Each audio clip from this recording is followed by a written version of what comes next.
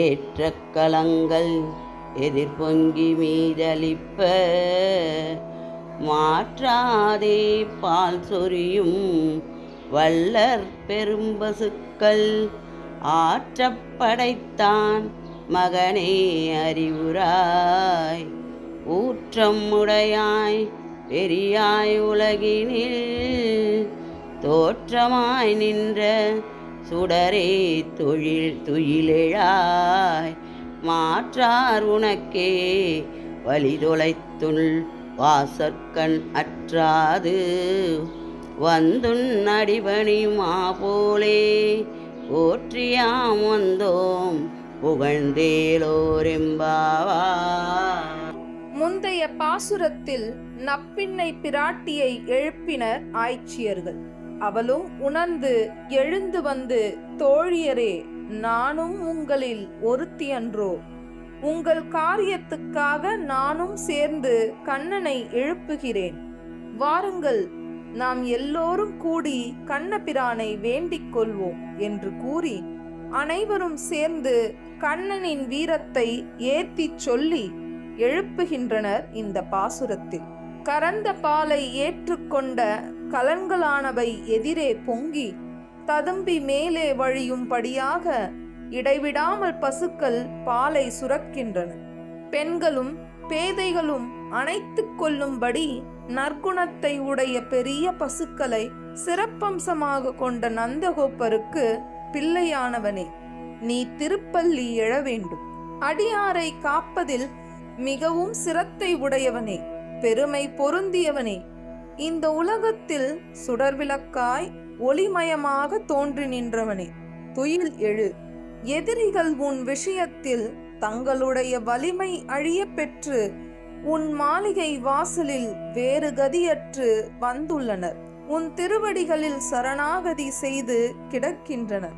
அதுபோல் நாங்களும் உன்னை துதித்து உனக்கு மங்களாசாசனம் செய்து கொண்டு உன் திருமாளிகை வாசலில் சேர்ந்துள்ளோம். எங்களுக்கு அருள் புரி என்று ஆய்ச்சியர்கள் வேண்டுகின்றனர். ஆய்ச்சியர்கள் தன்னை இவ்வளவுக்கு புகழ்ந்ததை கேட்ட கண்ணன், ஆயர்பாடியில் எல்லோர் வீட்டிலும் தான் இப்படிப்பட்ட கறவை செல்வம் உள்ளது, இது நமக்கு ஓர் ஏற்றமா என்று நினைத்து வாய் திறக்காதிருந்தான். அதனால் ஆய்ச்சியர் அடியார் மீது அருள் காட்டுவதில் ஊக்கம் உடையவனே என்றனர். உலகத்துக்கு வழிகாட்ட பிறந்த ஒளியே என்றனர். நீ துயில் எழாதிருந்தால் நீ பிறந்து அதனால் படைத்த செல்வமும் குணமும் எல்லாம் மழுங்கி போய்விடுமே என்றனர். பின்னர் வணங்கா முடிகளும் உன் அம்புக்கு தோற்று முரட்டுத்தனம் அழிய பெற்று உன் அடியில் கிடப்பது போல் நாங்கள் உன் அன்பு குணத்தால் இழுக்கப் பெற்று உன்னை வந்தடைந்தோம் என்றனர். திருப்பள்ளி எழுச்சி பாடல் 1. போற்றியன் வாழ்முதலாகிய பொருளே புலர்ந்தது, பூங்கழற்கு இணைதுணை மலர் கொண்டு ஏற்றி நின் திருமுகத்து எமக்கருள் மலரும் எழில் நகை கொண்டு நின் திருவடி தொழுகோம் சேற்றுதற் கமழங்கள் மலரும் தன்வயல் சூழ் திருப்பெருந்துறை சிவபெருமானே, ஏற்றுயர் கொடியுடையாய் எனையுடையாய் எம்பெருமான் பள்ளி எழுந்தருளாயே.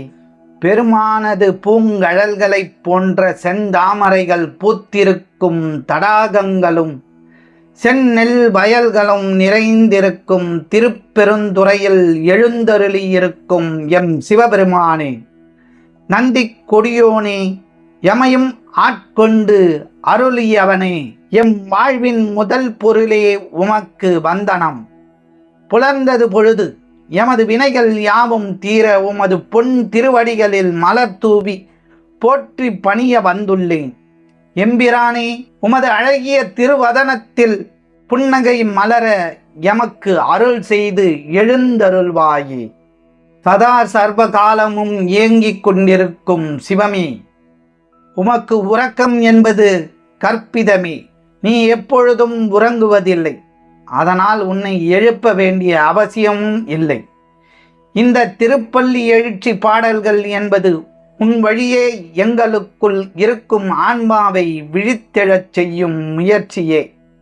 சகல ஜீவன்களுக்கும் தலைவனான உம்மை இந்த அதிகாலையில் போற்றி பணிந்து பாட வந்திருக்கின்றோம்.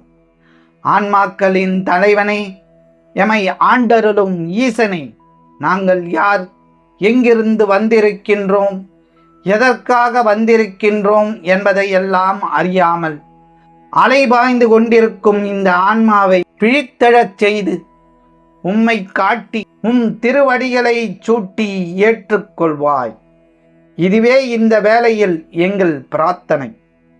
பிடித்து கொண்ட ஆன்மா இறைவனை உணர்ந்து கொள்ளும். திருப்பெருந்துறையில் ஈசனை கண்டு கொண்ட வாதவூராரின் ஆன்மா ஈசனது திருவடிகளை ஏற்றுக்கொண்டது. அதனால் ஈசன் வாதவூருக்கு குருவானார். குருவை கண்டு கொண்ட மாணிக்கவாசரும் திருவாசகத்தின் உயர்ந்த பகுதியான சிவபுராணத்தை உடனே உணர்ந்து பாடினார்.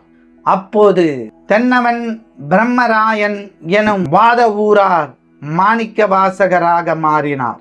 இப்படித்தான் ஒவ்வொரு ஆன்மாவும் இறைவனை கண்டுகொண்டு உயர்ந்த நிலையை எட்ட வேண்டும். அதற்கு ஆன்மா விழிக்க வேண்டும். அதற்கே பள்ளி எழுச்சிகள்.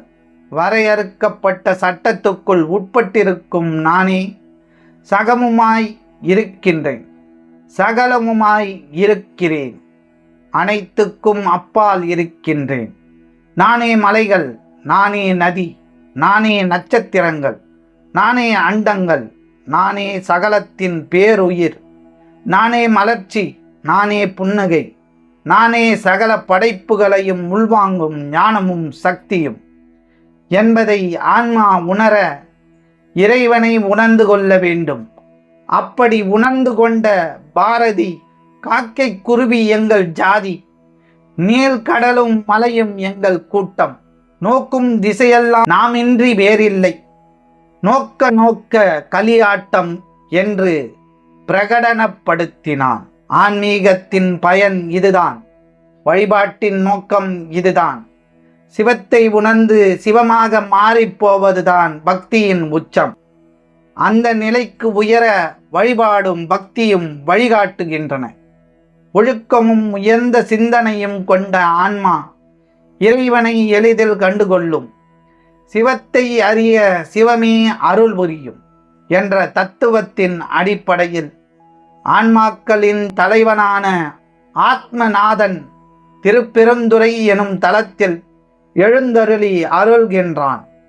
துறை என்பது நீர் வழியே ஓரிடத்தில் இருந்து மற்றொரு இடத்துக்கு கடத்தி செல்ல ஏறும் பகுதி. அப்படித்தான் நம் ஆன்மாவை சிவலோகம் நோக்கி அழைத்து செல்லும் புண்ணிய துறைகளில் திருப்பெருந்துறை முதலாவதாக உள்ளது. எனவே பெருந்துறையில் அருளும் ஈசனை பற்றி கொண்டால் ஆன்மா விழித்துவிடும். பிறகு மாயையில் சிக்காமல் பிழைத்துவிடும் என்கிறார் மாணிக்கவாசகர். ஏவப்பட்ட மனம் யாருடைய விருப்பத்தால் செல்கிறது? ஏற்கனவே சிக்கிக்கொண்ட ஆன்மா ஏன் தவிக்கிறது? முக்கிய பிராணனை செலுத்துவது யார்? யாருடைய சங்கல்பத்தால் வாக்கு பேசப்படுகிறது? கண்களையும் காதுகளையும் எந்த இறைவன் செயல்படுத்துகின்றான் என்று விளக்கம் கேட்டு பதிலும் சொல்கின்றனர் உபனிஷதங்கள். எல்லாவற்றுக்கும் ஒரே பதில்தான். நம்மை ஆட்டுவிப்பதும் ஆன்மாக்களை கூட்டுவிப்பதும் ஈசன் ஒருவன்தான். அவனே தலைவன். அவனை அறிந்து கொண்ட ஆன்மா சாந்தி அடைந்து விடுகிறது என்பதே.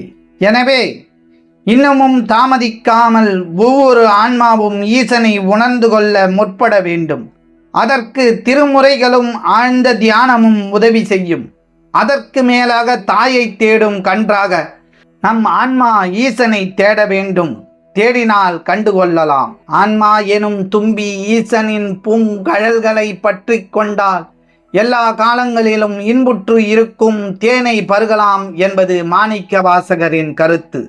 அதற்கு இந்த மார்கழி மாத விரதம் பெரிதும் உதவும் என்பது அவர் கூற்று. உங்களுடைய பதிவு உங்களுக்கு பிடித்திருந்தால் லைக் பண்ணுங்க, ஷேர் பண்ணுங்க.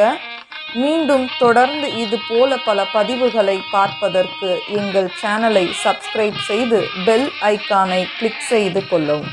நன்றி, வணக்கம்.